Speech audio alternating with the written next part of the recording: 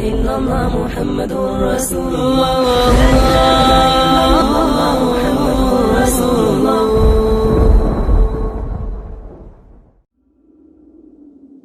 بسم الله الرحمن الرحیم. ایها الاخوة والاخوات، السلام علیکم و رحمت الله و برکاته. شما را خوش آمدید میگوییم به برنامه نوی قصه پیامبران. بعد از آن که خداوند عیسی علیه السلام را به سوی آسمان برد و او را از دست کافران نجات داد، به مدت 6 قرن زمین بی نبی و یا اینکه رسول ماند. شرک و کفر به خداوند ذوالجلال در روی زمین پهن شد. خداوند خواست بشریت را به خاتم پیامبران و رسولان نجات دهد، به آن پیشوا و فخر بنی آدم، به آنی که بهتر از او در روی زمین کسی قدم ننهاده است، به محمد صلی الله علیه و سلم نجات دهد. او در سال فیل تولد شد. وقتی که تولد شد، دیوان کسری فرو رفت و آتش مجوسیان خاموش گشت و شیطانها در آسمان به سبب تولید پیامبر صلی الله علیه و سلم سنگسار شدند. همچون یتیم به دنیا آمد. بابایش عبدالمطلب او را نگاه و بین میکرد. بابایش چقدر خوشحال بود از این نوزاد. وقتی که او وفات کرد، عمکش ابوطالب سرپرستی او گشت. در حالی که کودک بود، مادرش وفات کرد. حلیمه سعدیه او را شیر میداد. وقتی که محمد صلی الله علیه و سلم به خانه او آمد، این برایش یک خیری بود. خداوند در گوسفندان و مالها و زمین او برکت عطا کرد به سبب محمد صلی الله علیه و سلم. وقتی در خانه حلیمه سعدیه بود، با کودکان مشغول بازی بود. جبرائیل علیه السلام آمد. کودکان از او ترسیده گریختند. او سینه محمد را شکافت صلی الله علیه و سلم. سپس دلش را برآورد، آن را بشست و حصه شیطان را از آن برآورد. سپس دل او را در جایش گذاشت. سینه مبارکش شفا یافت. دلی کی؟ دل محمد صلی الله علیه و سلم. خداوند ذوالجلال او را از سین کودکی حفظ کرده بود. هیچگاه به بت سجده نکرده بود. عرق هم ننوشیده بود. کارهای فحشایی هم انجام نداده بود. پدر و مادرم فدایش. چوپانی میکرد مثل دیگر پیامبران. با خدیجه ازدواج کرد. بهترین همسر، بهترین رفیق و بهترین دوست بود برای او. وقتی برای یک تجارت برآمد، راهب او را دید. نامش بحیرا بود. گفت این کودک را کی پرستاری میکند؟ گفت عمکش او را نگاه و بین میکند. بحیرا گفت این کودک در آینده بزرگی خواهد شد. او نبی این امت میگردد. با او گفتند از کجا فهمیدی؟ گفت در این مکانی که او نشسته است تنها پیامبران می نشینند و غیر از این ابر دائم او را سایبانی می کند و این چنین در پشتش مهر پیامبری دارد. او محمد است، پیشوای اولین ها و آخرین ها، بهترین کسی که قدم در روی زمین گذاشته است. اهل مکه او را دوست داشتند، حتی که او را صدیق و امین نام گذاشتند، زیرا او راستگو و امانتدار بود که همه اهل مکه او را دوست داشتند. آنجا بزرگ شد و به وایه رسید.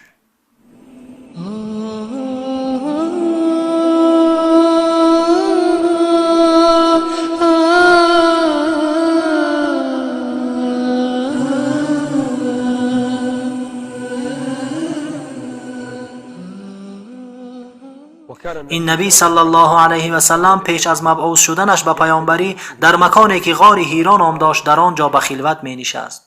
خداوند را در آنجا عبادت می کرد.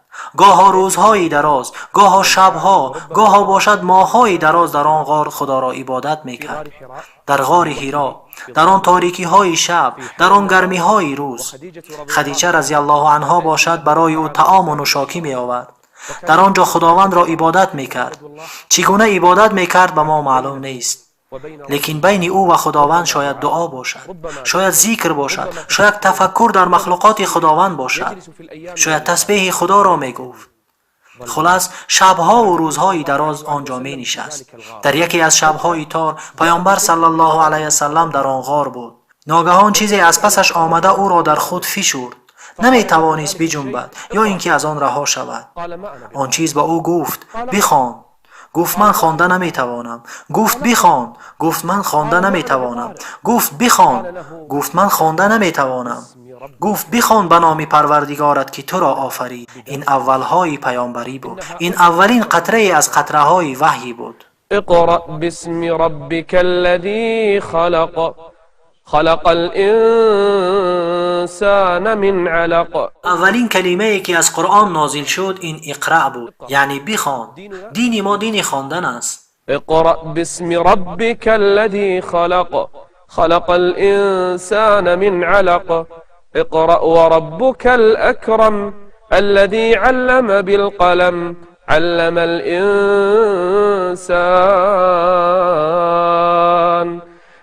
الإنسان ما لم يعلم. سپس او را رها کرد. او خودی جبرئیل علیه السلام بود. آمد تا نبی ما را تعلیم دهد، تا به نبی ما صلی الله علیه و سلم اولهای بعثت را برساند. این اولین قطره های وحی بود. پیامبر صلی الله علیه و سلم شتابان از آنجا برآمد. به کجا رفت؟ به نزد زنش رفت. از غار برآمده به نزد زنش خدیجه رضی الله عنها رفت. به او می گفت مرا بپیچان، مرا بپیچان. اینجا نزول رحمت خداوند به زمین بود. این همان ساعتهای دور کردن مشکلی ها از بشریت بود. بشریتی که در گمراهی بودند، در جاهلی و شرک قرار داشتند. خداوند ذوالجلال این رحمت را به آنها فرستاد. آن رحمت برگزیده شدن محمد صلی الله علیه و سلم است. نورها به زمین می ریختند. این نبی خدا دین خدا را بین مردم پهن می کرد. به مردم دین خدا را می آموخت. خدیجه همراه با او نزد ورقه ابن نوفل رفتند و او پیامبر را خبر داد که این چیزی که به تو داده شده است پیش از تو به دیگر پیامبران داده شده بود.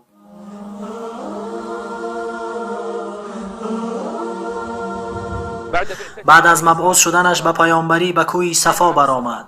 به مردم دین خدا را تعلیم میداد. گفت ای مردم، من بیم دهنده ای هستم به سوی شما. اولین کسی که به او زید برآمد کی بود؟ عمکش ابولهب بود.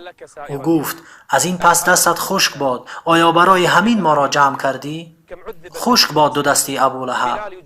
اصحاب پیامبر را چه عذابهایی میدادند. بلال رضی الله عنه را در روی ریگ‌های تفسان خوابانیده روی سینه‌اش سنگی را می‌ماندند و با دره او را می‌زدند، لکن او میگفت احد احد احد احد. عمار ابن یاسیر باشد، مادرش را در پیش چشمانش شهید کردند، پدرش را کشتند و پیامبر صلی الله علیه و سلم از نزد آنها میگذشت در حالی که او آنها را عذاب میدادند. با آنها میگفت ای آل یاسیر صبر کنید، ای آل یاسیر صبر کنید، برای شما جنت است. خباب را باشد به لخچه های آتش گذاشتند و پشتی او بسوخت و برای آنها امتهای پیشین را یاد می آورد. با آنها از آنها سخن می گفت.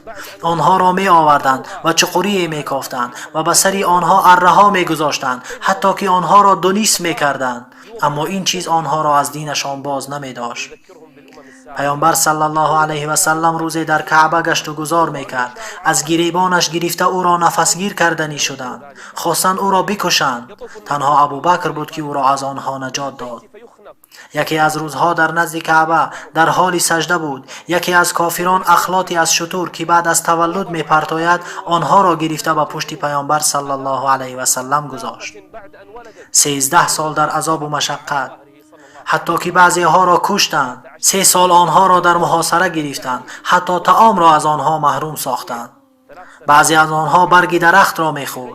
پیامبر صلی الله علیه و سلم صبر کرد، به طائف رفت تا دین را برای آنها برساند. او را با سنگ ها زده از آنجا پیش کردند.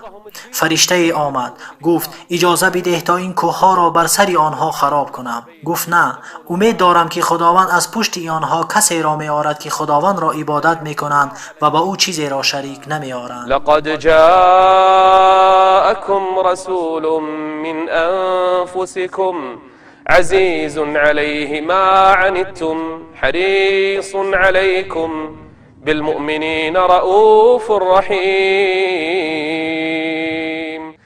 13 سال زیر آزار و شکنجه قرار داشتند، اما نبی خدا صبر میکرد و اصحابش به همه این چیزها صبر میکردند.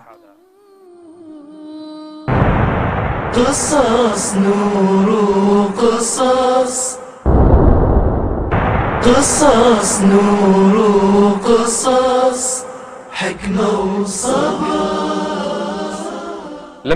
وقتا که برای اصحاب و برای خود پیامبر صلی الله علیه و سلم بلاها را در مکه زیاد کردند، خداوند به آنها اجازه داد تا به مدینه هجرت کنند. پیامبر صلی الله علیه و سلم به نزد ابوبکر آمده او را از این هجرت آگاه کرد. و با او گفت که در این هجرت او را همراهی می کند. ابوبکر از خوشحالی گریان شد. در شب هجرت علی رضی الله عنه در جایگاه خواب پیامبر صلی الله علیه و سلم خواب کرد. پیامبر صلی الله علیه و سلم علی را فدا ساخت. علی رضی الله عنه در جای پیامبر صلی الله علیه و سلم خواب کرد. پیامبر از خانه با همراهی ابوبکر به غار ثور رفتند. پیش از آن که به غار داخل شوند، اول ابوبکر رضی الله عنه در آمد. در آنجا دو سوراخی را یافت. یکی از آنها را با لباسش محکم کرد و دیگرش را با پایش. پیامبر صلی الله علیه و سلم در پای ابوبکر رضی الله عنه خواب کرد. یک حشرات پای ابوبکر صدیق را گزید. او از جایش نجنبید. از چشمانش اشک جاری شد و یک قطره آن به چهره پیامبر صلی الله علیه و سلم افتاد که او از خواب بیدار شد. گفت ای ابوبکر چی شد تو را؟ گفت چیزی نیست، چیزی پایم را گزید. گفت ای ابوبکر پایت را به من نشان بده.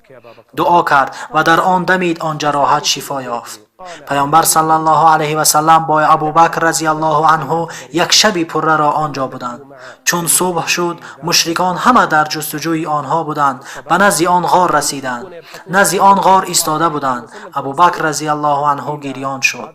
پیامبر گفت ای ابوبکر چی چیز تو را به گریه آورد؟ گفت اگر کسی پیش پایش را نگاه کند ما را می‌بیند ای رسول خدا. پیامبر صلی الله علیه و سلم گفت درباره آن دو کس که خداوند سیومی آنهاست چی گمان داری؟ إلا تنصروه فقد نصره الله إذ أخرجه الذين كفروا ثاني اثنين إذ هما في الغار.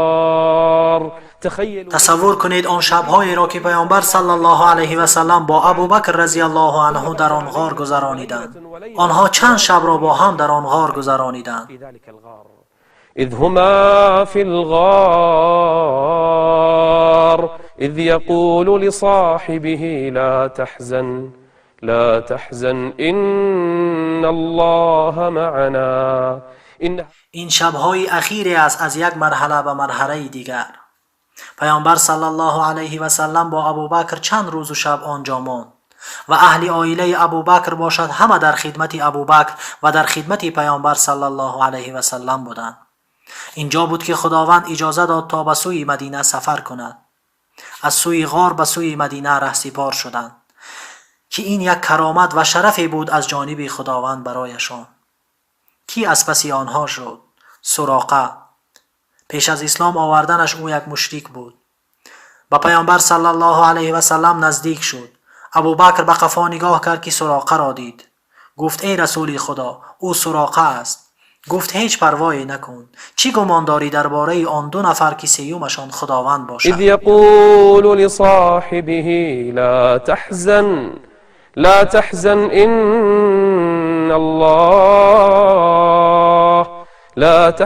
ان الله معنا.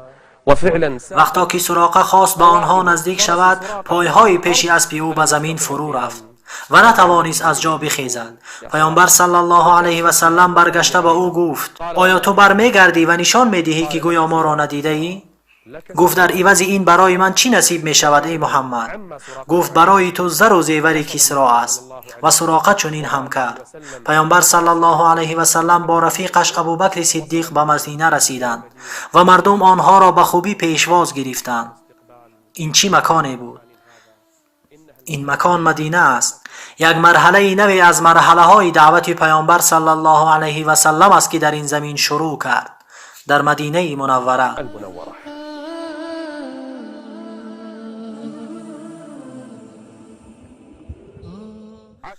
پیامبر صلی الله علیه و سلم پس از هجرتش در مدینه زندگی کرد. آنجا یهودیان نیز بودند. با آنها صلح کرد و عهدها بست، لیکن آنها عهدها را شکستند و خواستند او را بکشند. از دست آنها بعضی‌ها کشته شد و بعضی دیگر زخمی گشت. دولت اسلامی تشکیل شد و جهاد در راه خدا برپا کرده شد. اولین جنگی که بر مشرکان پیروز شدند این جنگ بدر بود. بسیاری از آنها مغلوب شده فرار کردند. در جنگ احد بعضی از اصحاب پیامبر صلی الله علیه و سلم شهید گشتند. مشرکان و چند گروه‌های دیگر جمع شده برای جنگ خندق آمدند. خداوند او را کمک کرد تا پیروز شدند. خداوند در حدیبیه فتح را نصیب او گردانید. و در سال 8 هجری به مکه برای فتح آمد. وقتی که یاری خدا و فتح آمد و مردم را بینی که در دین خدا گروه گروه داخل می شوند، پس پروردگار خود را با ستایش و با پاکی یاد کن و از وی آمرزش طلب کن. به درستی که خداوند توبه پذیر است. حیاتش را با جهاد در راه خداوند می گذرانید. دشمنان خدا را به قتل می رسانید. دعوت را در هر گوشه زمین پهن کرد.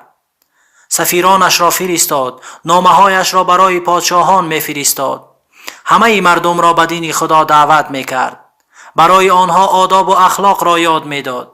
در جنگ حنین می جنگید که سین و سالش از 60 بالا بود. با تمام قوت و شجاعت می جنگید و می گفت من نبی هستم که این دروغ نیست و من از بنی عبدالمطلبم. در راه خدا جنگید، به اصحابش جهاد را تعلیم می داد. در مدینه 10 سال زندگی کرد، از یک جهاد تا جهاد دیگر. برای اصحابش فتح بیت المقدس را وعده داد، حتی فتح تمام زمین را وعده داد. یک امت اسلامی را تأسیس داد و یک دولت را تشکیل کرد که تا امروز نشانه های آن وجود دارد و دعوتش تا امروز ادامه یافته ایستاده است. رسالت را رسانید و امانت را رسانید و در راه خدا با بهترین اسلوب تا دم ملاقاتش با پروردگار خیش جهاد کرد. پیامبر صلی الله علیه و سلم در سین پیران سالیش با کودکان و پیران تعلیم میداد، جاهلان را تعلیم میداد، با گروه ها می نشست، حتی با غیر مسلمانان می نشست و آنها را از دین خدا و از شعارهای این دین آگاه می کرد.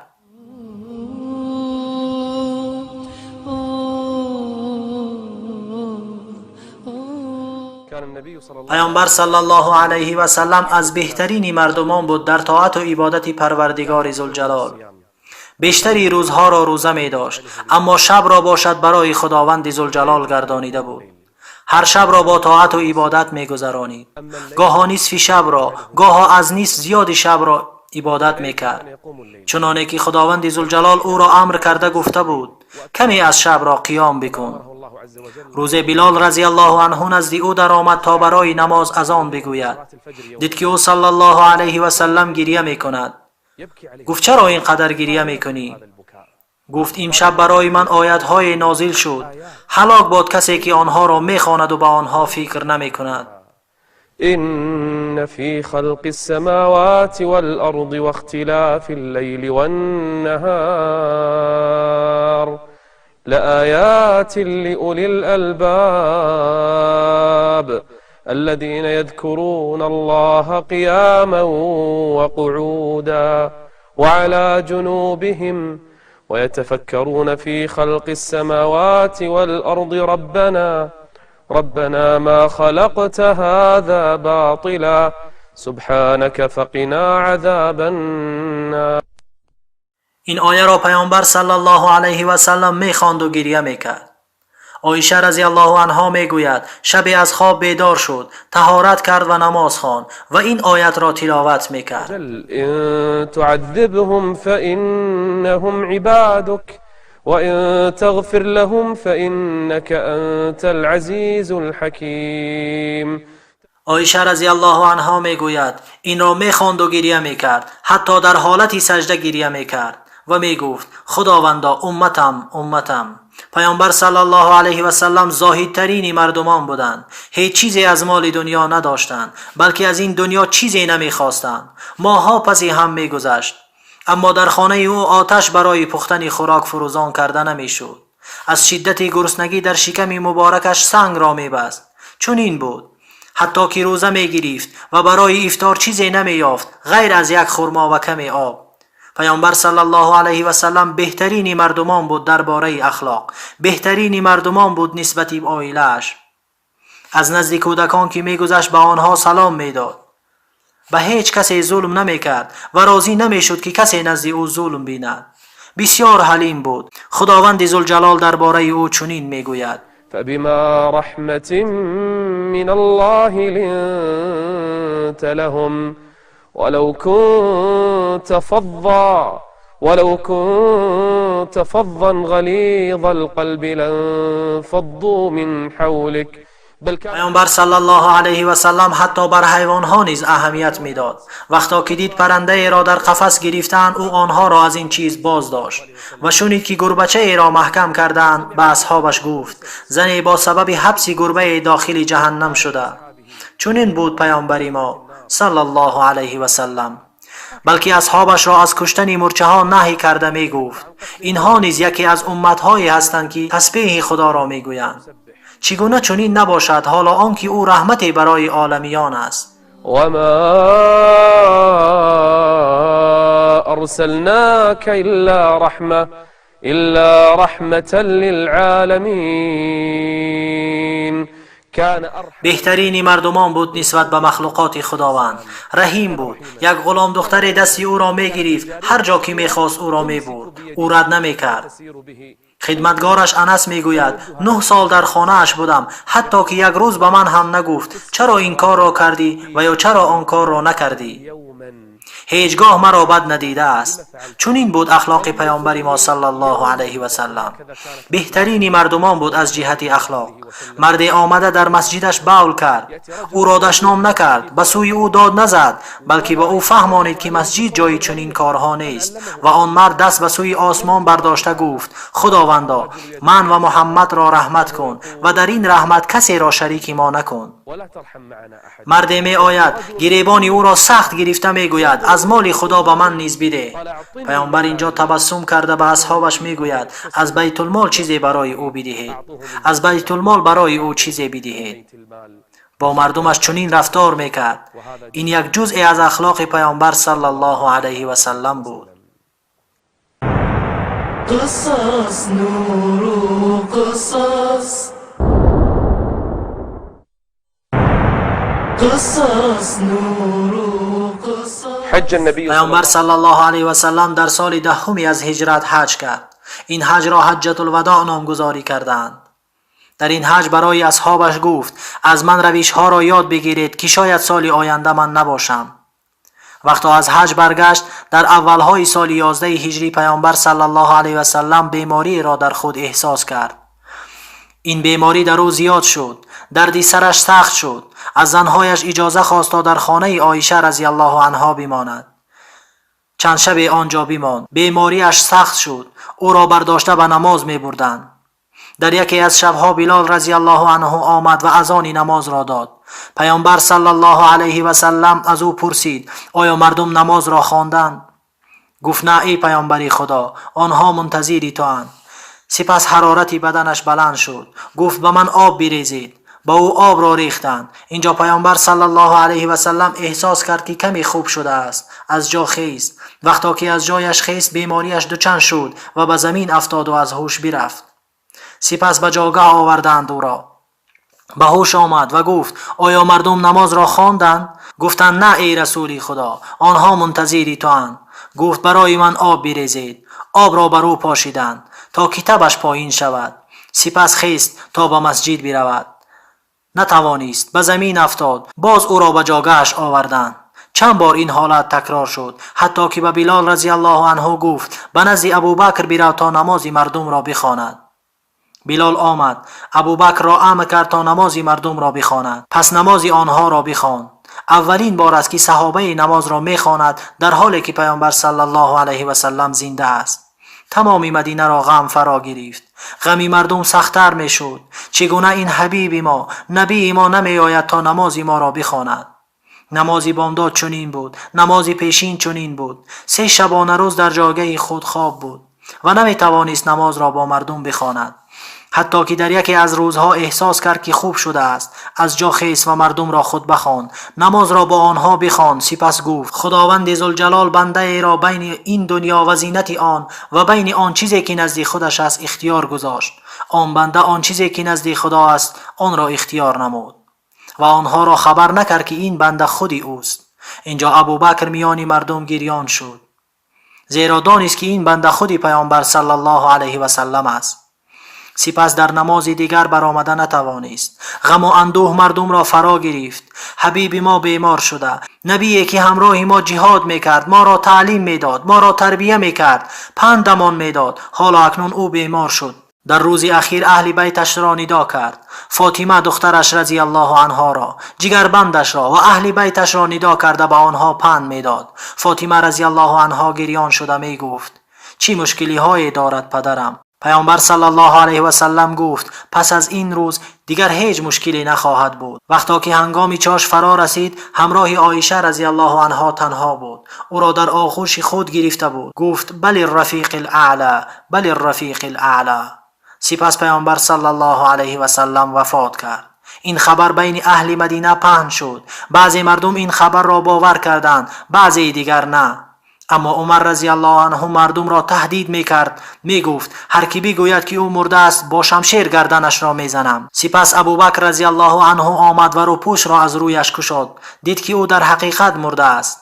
به سوی مردم رفت و با آنها گفت: هر کی محمد را عبادت میکرد در حقیقت محمد مرده است و هر کی خدا را عبادت میکرد پس بداند که خداوند زنده است و هرگز نمیمیرد. پس این آیت را تلاوت کرد: و ما محمد إلا رسول قد خلت من قبله الرسل أفإن مات أو قتل انقلبتم على أعقابكم ومن ينقلب على عقبيه فلن يضر الله شيئا وسيجزي الله الشاكرين. نبی خدا صلی الله علیه و سلم وفات کرد و پس از 2 روز گرانیده شد. فاطمه رضی الله عنها به کسانی که او را دفن کردند گفت: چگونه دلهایتان شد که خاک را بر چهره رسول خدا ریختید؟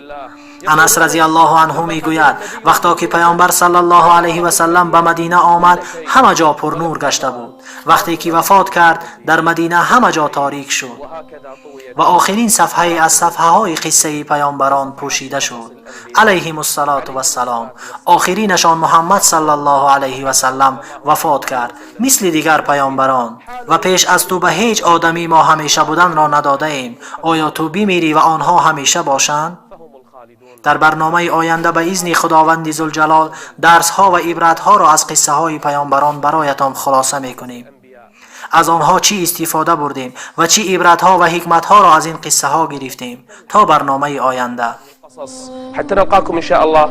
استودعكم الله والسلام عليكم ورحمة الله وبركاته.